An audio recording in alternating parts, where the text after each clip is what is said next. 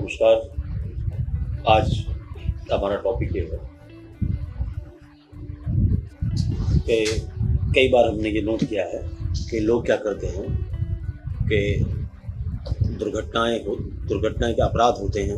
अपराध होने के बाद में क्या करते हैं कि या तो अपराधी की हेल्प करते हैं या वो जो साक्ष्य होता है, जो एविडेंस होती है, उसको मिटाने का प्रयत्न करते हैं।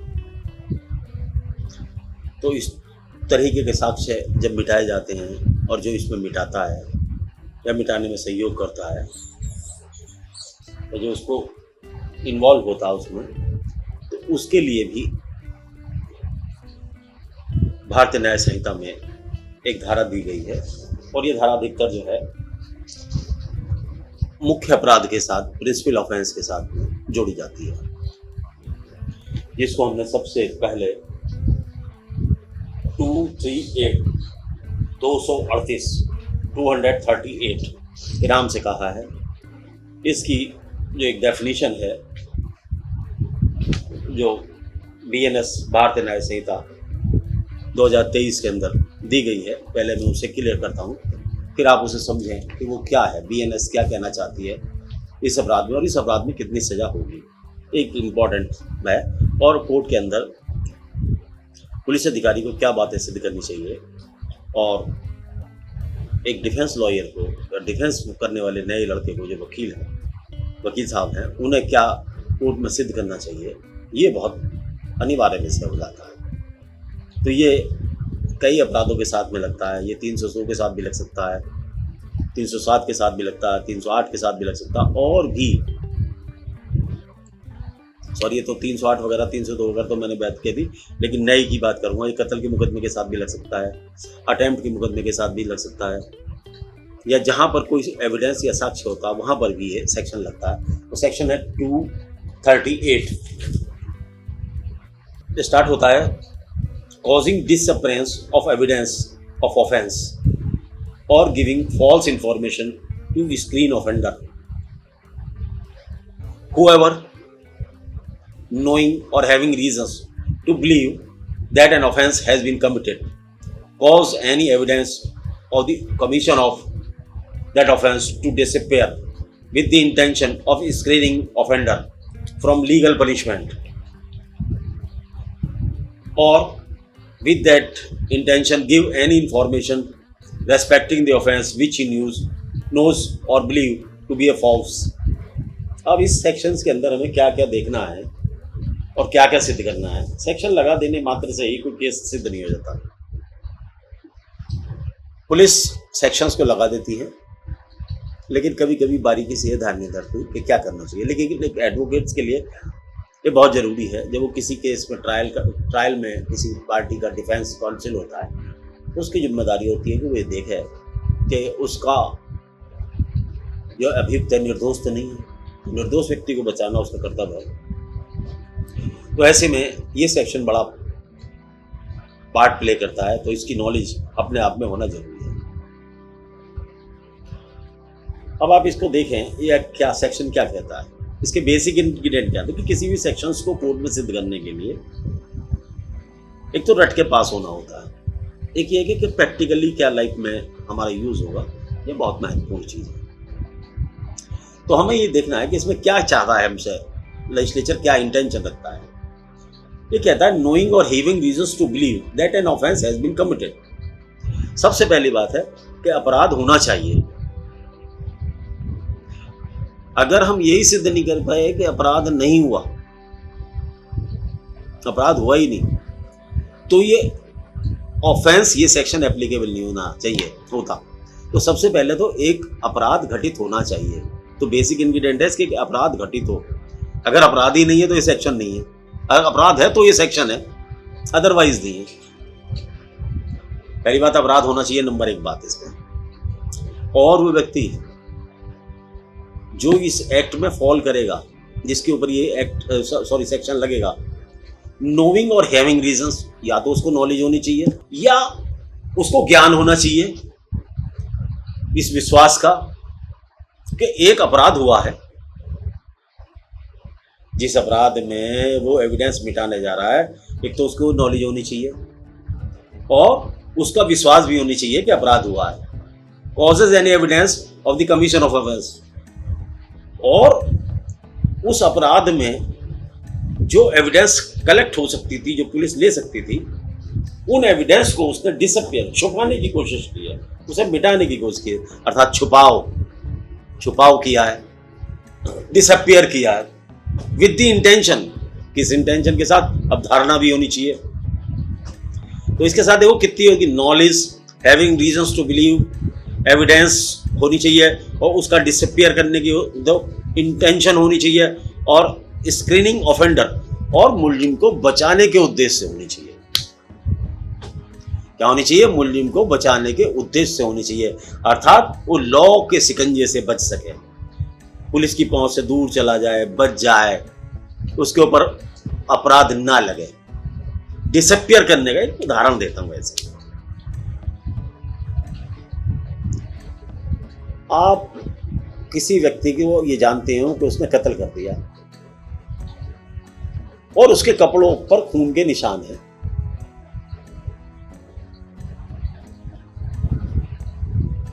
किसी व्यक्ति ने कपड़ों पर खून के निशान हैं और उसने वो कत्ल कर दिया। जब वो, और या खून करते वक्त खून उसके घर में गिर गया, तो जो व्यक्ति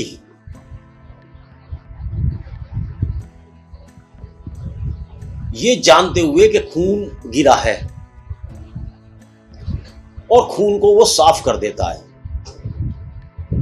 तो समझो कि वो डिसअपियर कर रहा है जो सबूत था, क्योंकि ब्लड वो सबूत इस बात का हो सकता है कि जो व्यक्ति मरा था, अगर वो ब्लड मौका वारदात से उठाया जाए और उसकी डीएनए प्रोफाइल वगैरह कराई जाए एफएसएल से, फॉरेंसिक लैब से, तो वो ये सिद्ध कर सकता है कि यहां पर कत्ल हुआ है, और वो ब्लड जो है कत्ल का एक लिंकिंग और सर्कमस्टांसेस चेन जोड़ने वाली एविडेंस बन जाएगी,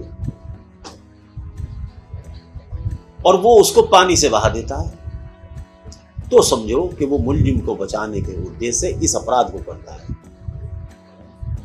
एक आदमी जानता है कि उसका लड़का एक पिस्टल से कत्ल कर आया है।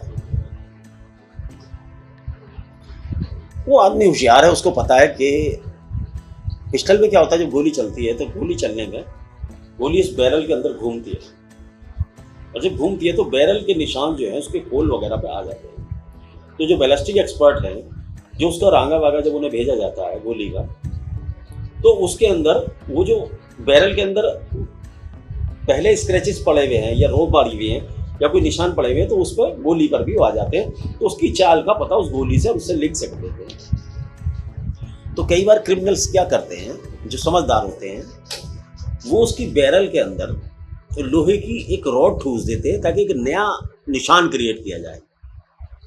तो मेरा कहने का मारूजा ये, तो जब हम किसी साक्ष्य को, मुलजिम को बचाने के उद्देश्य से मिटाने की कोशिश करते हैं, तो यहाँ पर ये सेक्शन 238 एप्लीकेबल होता है। और आप ये ध्यान रखें कि ये सेक्शन बहुत यूज होता है। कारण क्या है कि अधिकतर लोग अपराधी को बचाने के चक्कर में लगे रहते हैं, कोई अपना रिश्तेदार हो गया, कोई दोस्ती के नाते, कोई मित्रता के नाते। तो जब ऐसे अपराधी को हम बचाने की कोशिश करते हैं तो यो सेक्शन एप्लीकेबल होता है। तो इसके लिए क्या क्या बेसिक इंग्रेडिएंट है एक बार और बताऊं। एक तो नॉलेज होनी चाहिए, पहली बात तो अपराध होना चाहिए। अगर अपराध नहीं हुआ तो ये सेक्शन नहीं हुआ। अपराध होना चाहिए और पता होना चाहिए किसने किया है या कौन कर रहा है, उसकी नॉलेज होनी चाहिए और उसका विश्वास होना चाहिए कि किसी ने किया है, और उस पर कोई सबूत ऐसा होना चाहिए जो खून पढ़ाओ या पढ़ाओ, उस सबूत को हम मिटाने की कोशिश करें, एविडेंस को, साक्ष्य को मिटाने की कोशिश करें, मिटाएं, और उसमें हमारी इंटेंशन होनी चाहिए मुलजिम को बचाने की। तो ये 5-4 चीज़ें जब आप सिद्ध कर देंगे, कोर्ट में पुलिस सिद्ध कर देगी, तो सेक्शन 238 का ऑफेंस होगा, अदरवाइज नहीं होगा। तो इस सेक्शन के लिए इंपॉर्टेंट ये है कि हमें जब मुलजिम को जो व्यक्ति बचाने की कोशिश करता है, इस तरीके का व्यक्ति जो है, तो वो सेक्शन 238 238 का ऑफेंस करता है। यहाँ एविडेंस वो किसी भी प्रकार की हो, वो डॉक्यूमेंट्री हो सकती है, इलेक्ट्रॉनिक चीज़ों में हो सकती है, इलेक्ट्रॉनिक इक्विपमेंट में हो सकती है, पड़ा हुआ खून हो सकता है, हथियार हो सकते हैं, या जो भी चीज़ जिसे एविडेंस की श्रेणी में लिया जा सके, जो न्यायालय में किसी अपराधी की ओर निशान इंगित कर सके, या ये दो सिद्धि में कारगर साबित हो सके कि इस व्यक्ति ने ये अपराध किया है। तो ऐसी कोई एविडेंस अगर मिटाने की कोशिश करता है तो वह व्यक्ति 238 में का जिम्मेदार होता है। इसके लिए आगे बताते हैं कि इसमें सजाएं क्या हैं। सजा आपका लिए वैसे जरूरी नहीं है, लेकिन आपको तो बेसिक पता है होना चाहिए, लेकिन सजा तो न्यायालय का काम है, न्यायालय देखता है वो तो, और सेक्शन लगाने का काम पुलिस का है। लेकिन हमें देखना है कि क्या सेक्शन बनता है या नहीं बनता। ये जो इतनी जद्दोजहद या बहस हम कर रहे हैं या समझाने की कोशिश आपको कर रहे हैं, तो आप तो ये बताने की कोशिश कर रहे हैं, अगर पुलिस ऑफिसर्स हैं तो ये इंग्रेडिएंट इस केस के पूरे करें। अगर स्टूडेंट हैं या प्रैक्टिसिंग लॉयर हैं या लॉयर बनने जा रहे हैं, तो आप इस ओर ध्यान करें कि ये चीज़ें आपको काट में लानी है कि भाई प्रोसिक्यूशन ने ये गलती करी है, ये चीज़ें उसमें नहीं थी, इसलिए हमारे व्यक्ति ने जो कराया वो जानबूझ के नहीं किया। तो अब इसकी सजा का बताते हैं।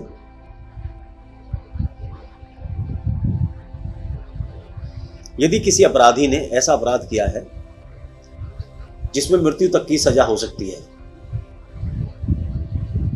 और जो आदमी उसकी सहायता करता है या ऐसे साक्ष्य को मिटाने की कोशिश करता है, एविडेंस को डिसअपियर करने की कोशिश करता, तो उसे 7 साल तक की सजा हो सकती है।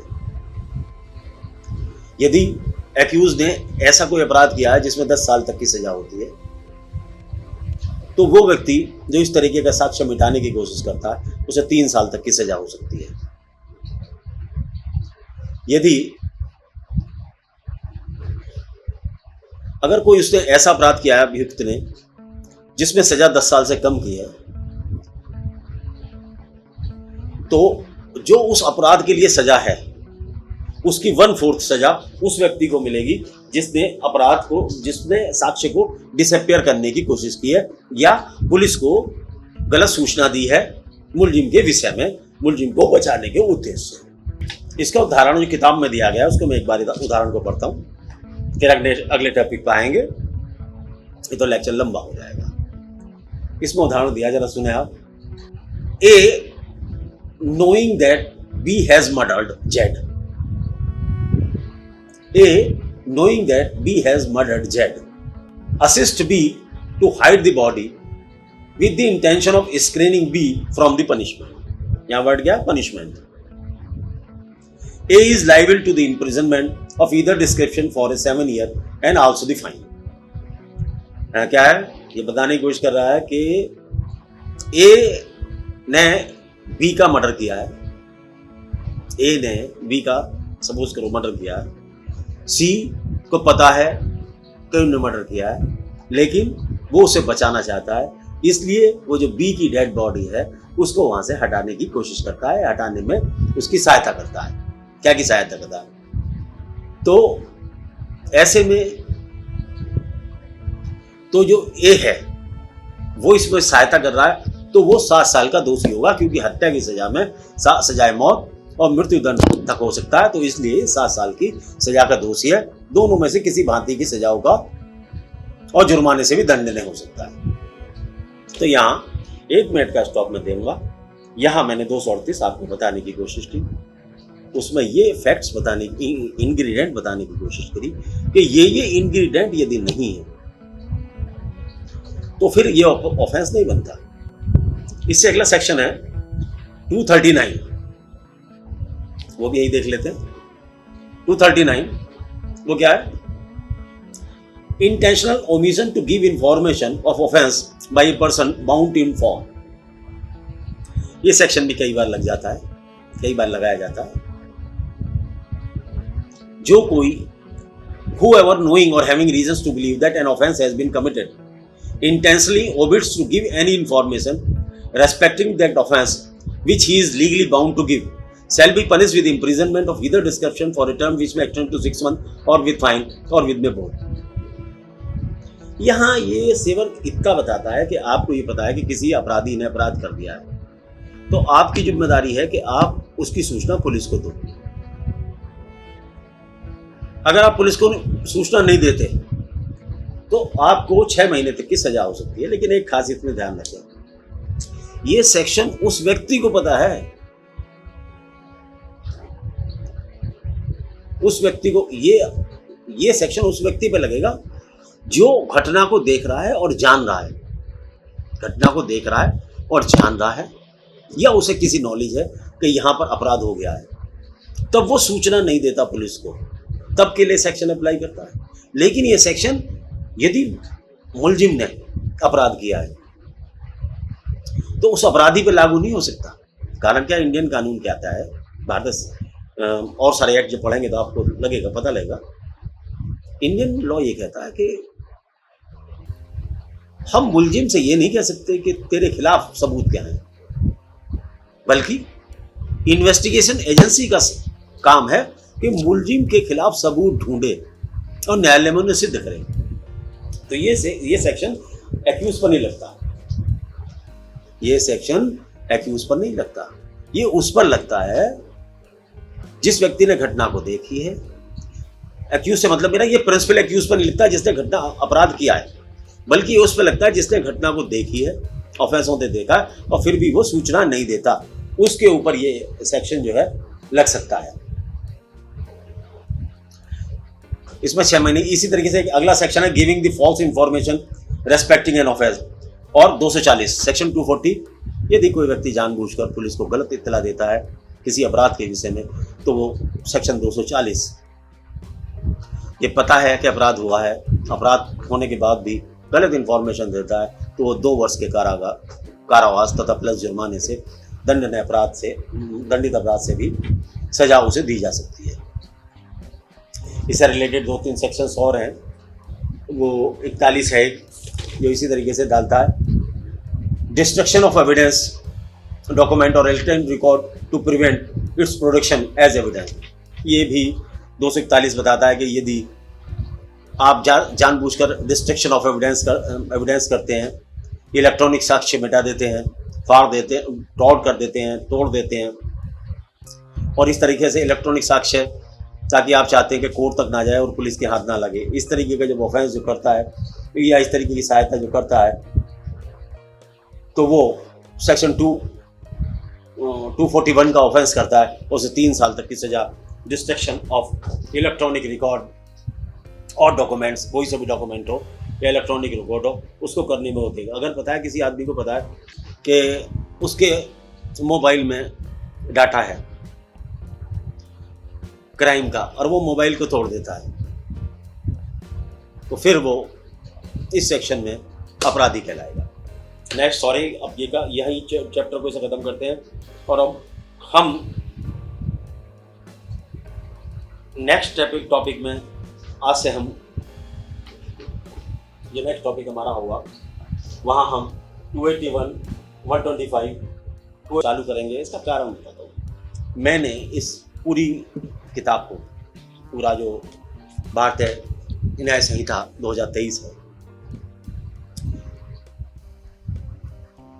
इसको 44 पार्ट्स में डिवाइड किया है। मैं यहाँ एक ग्रुप के रूप में आपको अपराध दूंगा। ये तो एक तो ये है कि मैं इसे पूरी की पूरी किताब को आपको सामने बताऊंगा, लेकिन मैंने क्या किया, इसके वो सेक्शंस जो आपके एग्जामिनेशन पॉइंट ऑफ व्यू से, जो लॉ के स्टूडेंट्स है, आईपीसी पर, सॉरी, इंडियन पीनल कोड पुराना नाम है इसका, भारतीय न्याय संहिता को पढ़ने वाले स्टूडेंट्स हैं या पुलिस ऑफिसर्स हैं या जो नए बच्चे, मेरा ये जो टॉपिक है ये सिर्फ नए बच्चों के लिए है, जो नए बच्चे एडवोकेसी करने जाते हैं और उन्हें कुछ समझाता नहीं है। तो मैं चाहता हूँ कि वो जब कोर्ट में जाएं तो वेल वर्स्ड होकर जाएं। मेरा यही उद्देश्य है। मेरा कहने का मारूज़ा ये है कि अब हम जो है, तो मैंने इसको पूरी किताब को 44 भागों में बांटा है और मैं वैसे स्क्रीन पर दिखाने की कोशिश करता हूँ, अगर आ जाए तो। मैंने इस तरीके से इन सब अपराधों को सीरीज वाइज, सेक्शन वाइज बांटा है, जिस आप देखेंगे कि जब भी अपराध होंगे तो उनका क्रम होता है, उनका एक ग्रुप होता है, वो अपराध उस ग्रुप में होंगे। मैं जो उस ग्रुप को आपको क्लियर करता हूं, जैसा अभी आपको समझ में आए थोड़ा सा। यदि एक बस की टक्कर हो जाती है तो उसके अंदर एक तो 281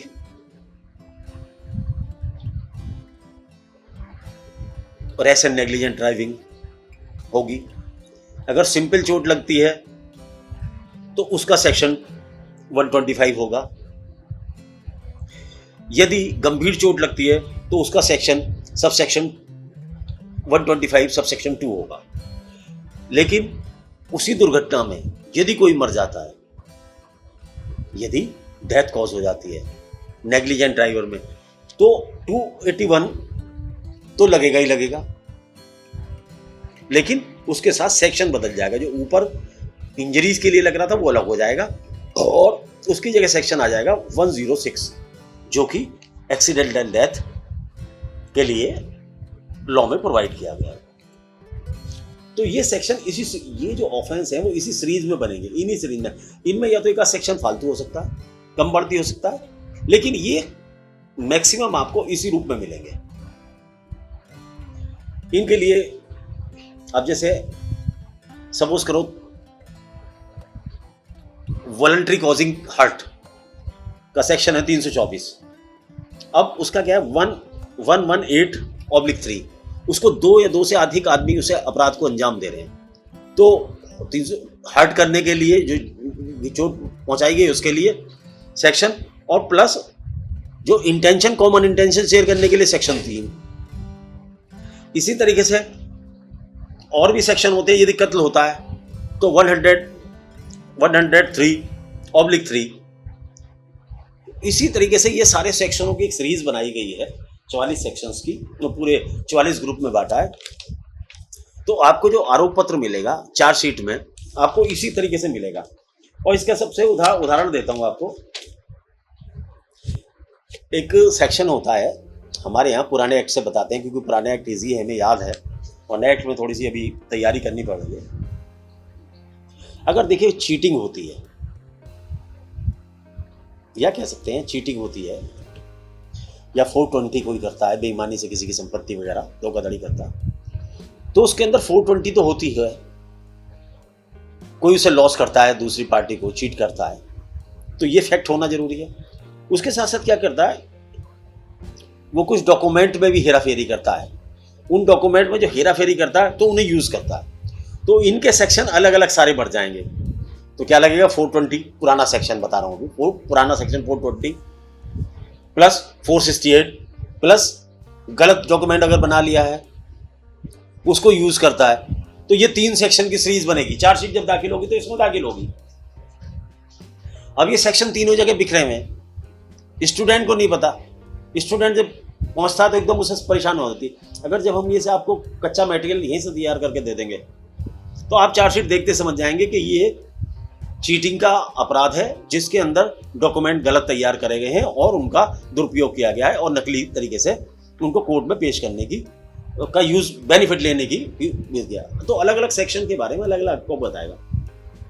जैसे बहुत से आदमी पुलिस जाती है, पुलिस के कार्य में बाधा उत्पन्न करते हैं, पुलिस को मारते पीटते हैं, पुलिस के गंभीर चोट मार देते हैं, सिंपल चोट मार देते हैं। तो उसका पहले एक्ट में क्या था, 186 332 प्लस 353 ये सेक्शंस लगाए जाते थे। अब आगे क्या है, अब ये इसका ग्रुप दूसरा हो जाएगा।